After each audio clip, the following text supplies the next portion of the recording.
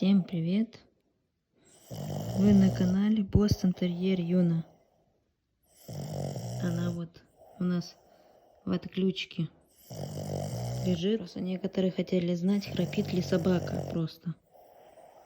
И я сказала, храпит, когда она неудобно лежит. И она вот у нас лежит сейчас на спине. Она храпит, когда она лежит на спине. Откинулась вот. Поэтому храпит. Ну, хочу успокоить всех. Это еще не самое громко, что она храпит. Она может похрапеть громче мужа. Это надо знать, когда покупаешь собаку. Но нам это не мешает. Каждый храпит, и даже люди храпят. Что теперь их не любить?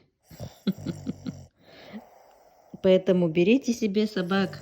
Все собаки пукают и храпят. Это не повод не брать собаку.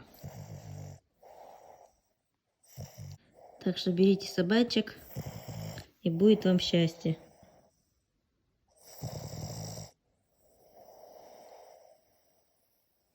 Ставьте лайки, подписывайтесь на наш канал.